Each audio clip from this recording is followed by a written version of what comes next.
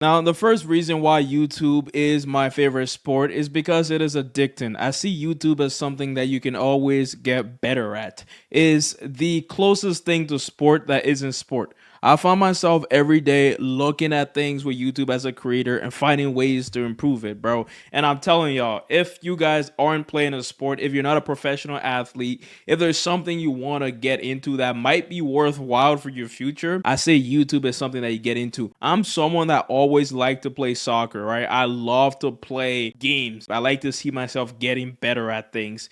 And with YouTube, it's kind of like that in a way where you can always see yourself get better. You can always get better at a certain thing because right now what I'm trying is completely different than what I was trying back in the past. I think a good example of this is one of the most popular YouTubers on the planet right now, Ryan Trahan. This is literally a sport for these guys. Ryan Trahan has been doing YouTube for like ever. This was a video 8 years ago. Look at the difference that we see in Ryan Trahan. He's been slowly improving. He's been slowly getting better. And that is the addicting side of it. Like it is so addicting because you see your progress so well. You have the whole analytics things. We have talked about that it takes away the soul from YouTube, but it kind of helps it in the way that you can see your stats. You can see how you're improving. You can see how you're going down. You can look at the stats and also see that, oh, the stats don't really matter because I'm still improving despite what the numbers are saying. Now, another part of YouTube that I really like is that it leaves a part of you online or somewhere for you to remember.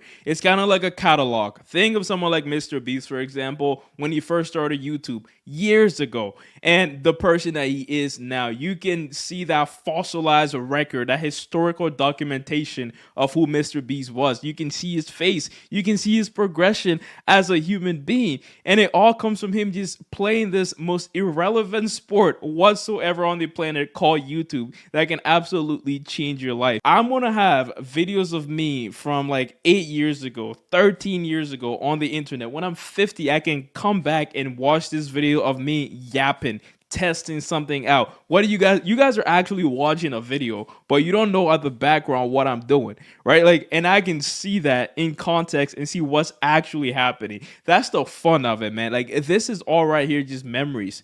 Like, every house I've lived in since being on YouTube, I can go back in the catalog, boys, and see all of them. Like, it's, oh man, and you can see like the changes in your hobbies, the changes in your look, in your style, right? In the way you talk, in the way you articulate yourself, your growth as a person. But you can have a whole documentary, bro, of your life on YouTube. And you can say this with any app, right? You can say this with with TikTok, Instagram, Snapchat, and everything. Maybe I just take pictures like that.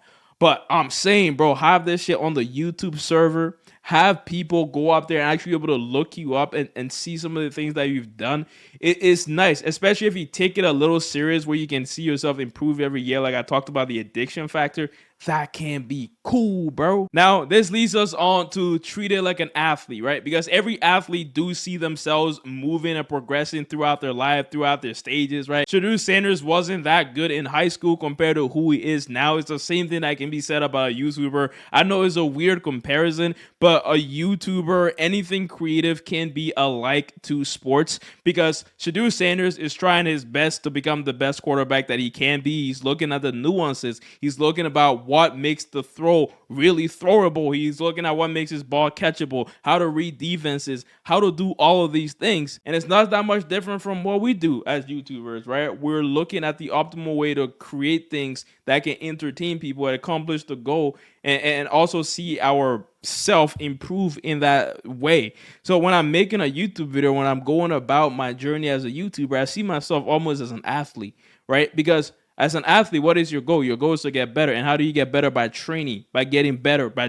testing things, figuring out what works, what doesn't work. It's like reinforcement learning in a way. That AI, that's how even AI learn, right? So this is the athletic part of YouTube too, bro. I keep saying it is a sport. Not much to add on to that. Now, this other one is the fact that YouTube can be bad for you. It can change you for the worst. And Mr. Beast is also an example of this. Even though I love YouTube, I gotta say that it can make you like not spend a lot of time with people. It can take you away from relating to a lot of people because you're always focusing on this one thing and trying to get really good at it. Like that is a downside of anything that you do. You can see it with athletes, right? You can see it with anyone that become successful at anything or is obsessed with anything. It takes all their soul, it takes their passion, it takes obsession to get good at anything. And that's what good YouTube creators tend to have, because you're in one of the most competitive places in the world. YouTube, making as a YouTuber, it gotta be one of the hardest things you can do in today's age, because everybody wants to do it. So your competition is everybody.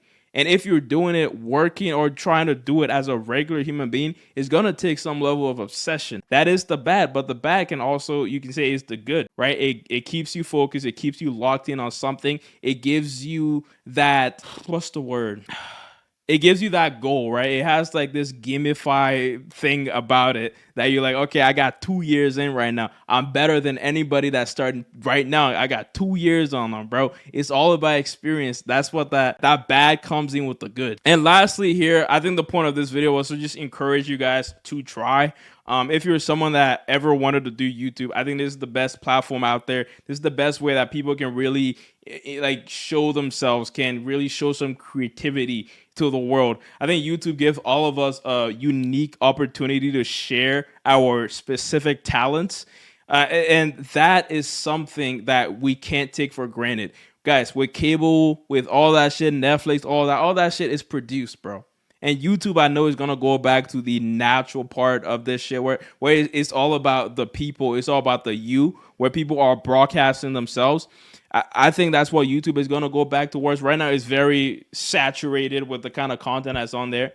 But man, if you have a thing that you do or you're passionate about, if you have a hobby, go out there and show it to people, because you can make someone day with a YouTube video. Like, I have had to figure that out the hard way, right? I've always thought I'm just making it for me, but sometimes you can make a video that makes someone's day and they will literally comment that in. And there's nothing better than that.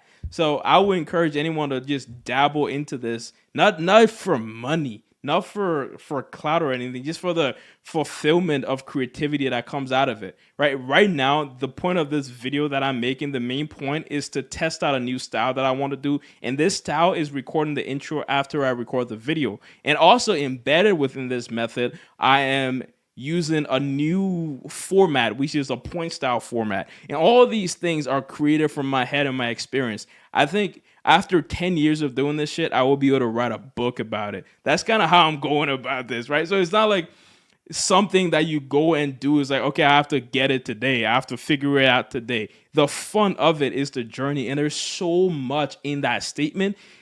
The only way you can get that though and experience that though is by starting something creative. If you're not an athlete, not everybody can make it to the NFL or play professional sports, but we can all become a professional in YouTube.